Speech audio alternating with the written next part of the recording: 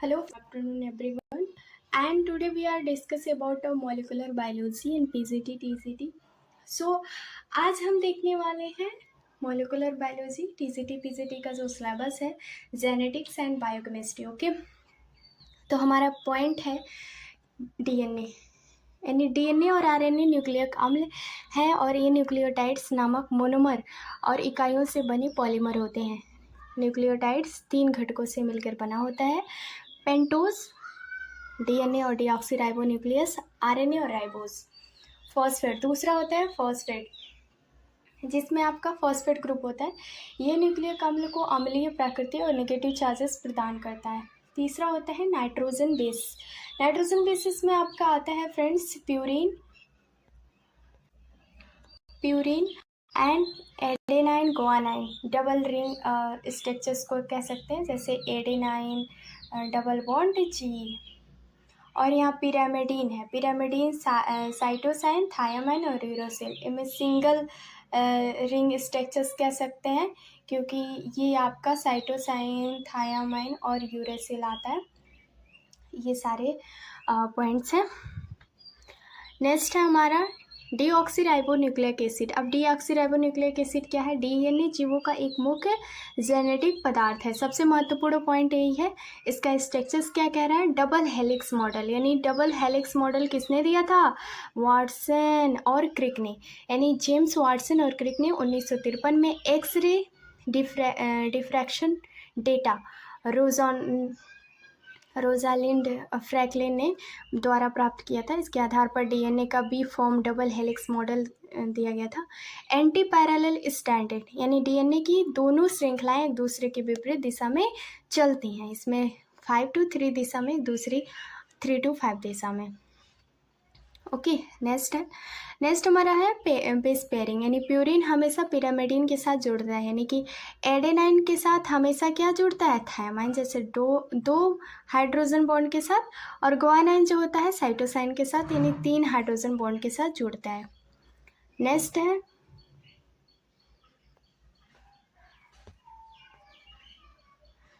Next point है backbone, यानी कि डीएनए की रीढ़। यानी कि डीएनए की रीढ़ की बैकबोन जो होती है, इसमें शर्करा और फॉस्फेट से बनी होती है और ये फॉस्फोडाइस्टर बॉन्डेड होते हैं। फॉस्फोडाइस्टर बॉन्ड से जुड़े होते हैं। इसके जो फंक्शन है, यानी कि अगर हम बात करें इसके फंक्शंस की, तो फंक्शन है इसके फंक्शन क्या है? आनुवंशिक सूचना का भंडार या पीढ़ी दर पीढ़ी आनुवंशिक स्थानांतरित करता है। रेप्लिकेशन की बात करें तो प्राकृतिक विभाजन से पहले अपनी हूबहू copy banana.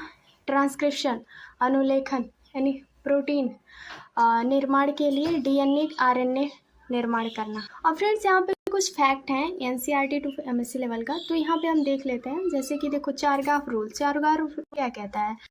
A double strand DNA में प्यूरिन और पिरामिडीन का अनुपात हमेशा, यानी कि A+G/T+G, यानी कि A+G/T+G का हमेशा 1 होता है।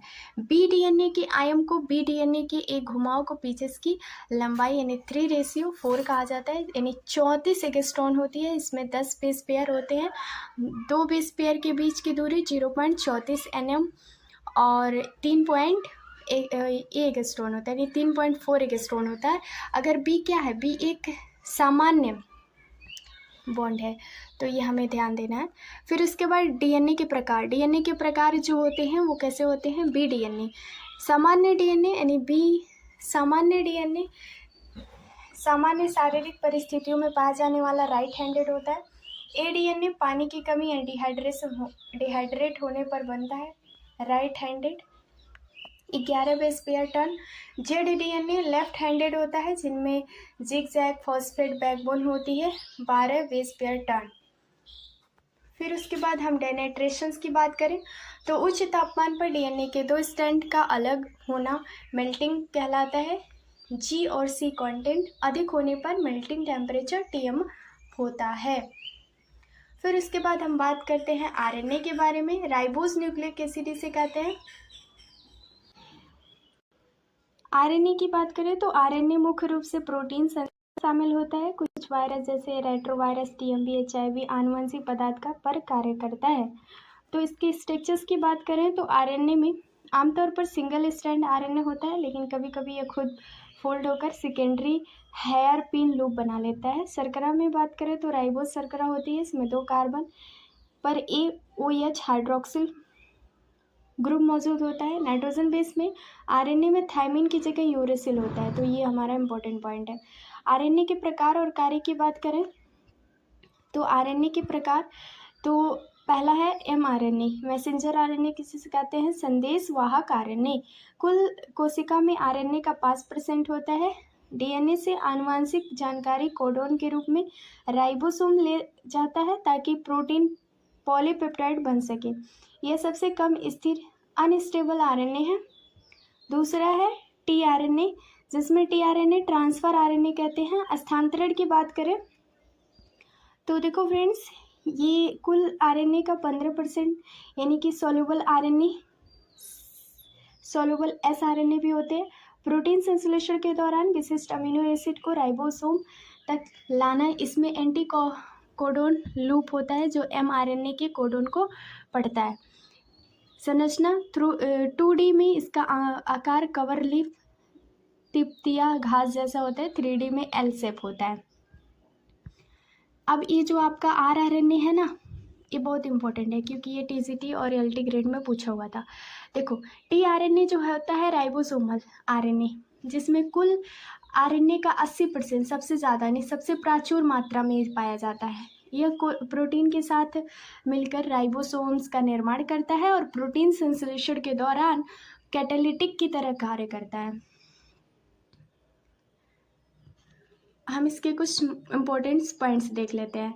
अब देखो फ्रेंड्स, यहाँ पे कुछ महत्वपूर्ण NCERT टू MSc लेवल के फैक्ट दिए हुए हैं, जिसमें अस्थिरता की बात करें तो राइबोसोम शर्करा के 2 स्थिति पर OH समूह की उपस्थिति पर आरएनए को अत्यधिक प्रतिक्रियाशील और डीएनए की तुलना में आसानी से नष्ट होने वाला डिग्रेडेबल बनाती है। यही कारण है कि विकास के दौरान डीएनए को बेहतर आनुवंशिक पदार्थ के रूप में चुना गया। राइबोजाइम एक आरएनए अणु है जो एंजाइम की तरह कैटलिस्ट का कार्य करता है। उदाहरण के लिए जीवाणुओं में 23S rRNA peptidyl transferase peptide bond बनाने में मदद करता है। चौथा है आरएनए वर्ड हाइपोथेसिस, यह सिद्धांत मानता है कि पृथ्वी पर जीवन की शुरुआत में आरएनए ही पहला आनुवंशिक पदार्थ और उत्प्रेरक था। बाद में विकास के क्रम में डीएनए और प्रोटीन अस्तित्व में आए। अब हम बात करते हैं कुछ आरएनए और डीएनए में क्या अंतर होता है। तो फ्रेंड्स, यहाँ पे आप देख सकते हो कि इसके फीचर्स हैं एंड डीएनए है, आरएनए है। तो जो आपका शुगर होता है डीऑक्सीराइबोज 2 कार्बन OH होता है और राइबोज में 2 कार्बन OH होता है। ठीक है, इसमें AH होता है और उसमें OH होता है। स्ट्रैंड की बात करें तो डबल स्ट्रैंडेड होता है और ये सिंगल स्ट्रैंडेड होता है आरएनए। और ribose nitrogen bases adenine guanine cytosine thymine, यहाँ पे यूरासिल हो जाएगा। यहाँ पे एडेनाइन गुआनाइन साइटोसिन और यूरासिल है ना, ये डिफरेंस है। स्थिरता की बात करें स्थिरता की तो अधिक स्थिर म्यूटेशन की दर कम होती है और आरएनए में कम स्थिर म्यूटेशन की दर अधिक होती है। मुख्य कार्य क्या होता है, आनुवंशिक सूचनाओं का भंडार, और आरएनए का काम होता है प्रोटीन्स ट्रांसलेशन करना। एंड स्थान की बात करें तो मुख्य रूप से केंद्रक न्यूक्लियस माइटोकॉन्ड्रिया क्लोरोप्लास्ट में डीएनए पाया जाता है और आरएनए वही न्यूक्लियस बनाता है और साइटोप्लाज्म में संश्लेषण करता है। ओके, अब यहाँ पे फ्रेंड्स हमारी है डीएनए की प्रतिकृति यानी डीएनए की रिप्लिकेशन के बारे में बात की जा रही है। यह एक जटिल और अत्यधिक नियंत्रित जैविक प्रक्रिया है जिसमें एक डीएनए अणु से जैसे ही 2 नए आइडेंटिकल डीएनए अणु का निर्माण होता है, एक कोशिका विभाजन यानी सेल डिवीजन एस फेज चरण में संपन्न होती है। यह प्रक्रिया अर्ध यानी सेमी कंजर्वेटिव होता है, जिसका अर्थ है नए बने डीएनए में स्ट्रैंड पुराना यानी कि एक स्ट्रैंड पुराना पैतृक होता है और स्ट्रैंड बिल्कुल नया बनता है। मेल्सन और स्टॉल ने 1958 में इसका प्रयोग किया था, सेमी कंजर्वेशन डीएनए का। ओके, तो ये ध्यान देना है। नेक्स्ट पॉइंट है प्रतिकृति में शामिल एंजाइम यानी कुछ प्रमुख एंजाइम, जैसे कि डीएनए एक एंजाइम संचालित प्रक्रिया है, इसके मुख्य एंजाइम है जैसे कि हेलिकेज। यह डीएनए के 2 स्ट्रैंड के बीच मौजूद हाइड्रोजन बॉन्ड को तोड़कर उन्हें अलग करता है। Unzipping of DNA. देखो फ्रेंड्स, ये कथन और करण वाले क्वेश्चन में सबसे ज़्यादा पूछा जाने वाला है, बिकॉज आप देखोगे कि ये क्वेश्चन हमेशा इसी में आया है और जीआईसी में भी ये पूछा था। और टाइपोरस, देखो टाइपोइसोमेरीज, इसमें डीएनए के खुलने से उसके आगे वाले हिस्से में तनाव यानी सुपर कॉइलिंग टेंशन उत्पन्न होता है और ये एंजाइम तनाव को कम करता है। प्रोकैरियोटिक में डीएनए गैरेज कहते हैं। SSBP यानी सिंगल स्ट्रैंड बाइंडिंग प्रोटीन, यह अलग हुए डीएनए स्ट्रैंड में जुड़कर उन्हें वापस आपस में जुड़ने यानी कि रोकता है, यह स्थिर रखता है। प्राइमेज की बात करें तो यह एक छोटा सा आरएनए का टुकड़ा है जो आरएनए का प्राइमर कहते हैं। डीएनए पॉलीमरेज बिना प्राइमर में नई श्रृंखला का निर्माण शुरू नहीं करता है। नेक्स्ट है डीएनए पॉलीमरेज, ये मुख्य एंजाइम है जो न्यूक्लियोटाइड्स को जोड़ता है। प्रोकैरियोटिक में डीएनए पॉलीमरेज थर्ड मुख्य प्रतिकृति एंजाइम है और हमेशा 5 to 3 दिशा में नए स्टैंडर्ड का निर्माण करता है। वही बात करें, देखो ये आपका जीआईसी में पूछा हुआ था कथन और करण में। लाइगेज डीएनए यानी कि डीएनए लाइगेज एक एंजाइम डीएनए के छोटे टुकड़े ओकाजाकी फ्रेगमेंट को फॉस्फोडाइएस्टर बॉन्ड आपस में जोड़ता है, तो ये सही था। ठीक है, नेक्स्ट पॉइंट हमारा है दूसरा, जिसमें है डीएनए प्रतिकृति की प्रक्रिया, स्टेप्स ऑफ रिप्लिकेशन। सो देखो, स्टेप ऑफ डीएनए रिप्लिकेशन में आप प्रतिकृति की प्रक्रिया को 3 चरणों में बांटा जा सकता है। पहला होता है इनिशिएशन। डीएनए प्रतिकृति किसी भी रैंडम स्थान से शुरू नहीं होती, यह विशिष्ट बिंदु से शुरू होती है, जैसे ओरिजिन ऑफ रिप्लिकेशन कहते हैं। नेक्स्ट है प्रोकैरियोटिक में बात करें तो प्रोकैरियोटिक इकोलाई के गोलाकार डीएनए में केवल एक ओआरआई होता है, जबकि यूकैरियोट्स के लंबे डीएनए में कई ओआरआई होते हैं। हेलिकेज एंजाइम ओआरआई पर आकार डीएनए को खोलना शुरू करता है, जिससे वाई आकार की एक संरचना बनती है, जिसे रेप्लिकेशन फोर्क कहते हैं। इलोंगेशन प्राइमर का जोड़ना, यानी प्राइमेज एंजाइम दोनों खुले हुए स्टैंड पर 3 सिरे की तरफ एक छोटा आरएनए प्राइमर जोड़ता है, नई श्रृंखला का निर्माण। आरएनए पॉलीमरेज थर्ड इस प्राइमर के 3 OS सिरे पर नए न्यूक्लियोटाइड्स जोड़ना शुरू करता है। चूँकि आरएनए पॉलीमरेज केवल 5 to 3 दिशा में काम कर सकता है, इसलिए दोनों स्टैंड पर प्रतिकृति अलग अलग तरीके से होती है। नेक्स्ट पॉइंट है लीडिंग स्टैंड।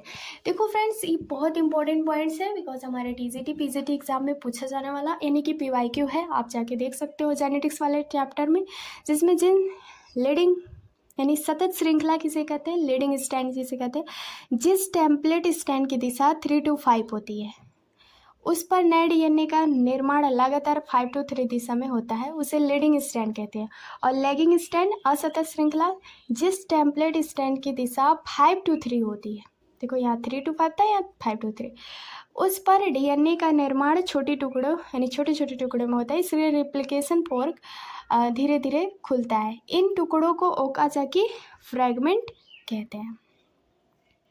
फिर टर्मिनेशन की बात करते हैं। प्राइमर को हटाना, प्रोकैरियोटिक में डीएनए पॉलीमरेज फर्स्ट, प्रोकैरियोटिक में आरएनए प्राइमर्स को हटा देता है, उस खाली जगह गैप को डीएनए न्यूक्लियोटाइड्स भर देता है।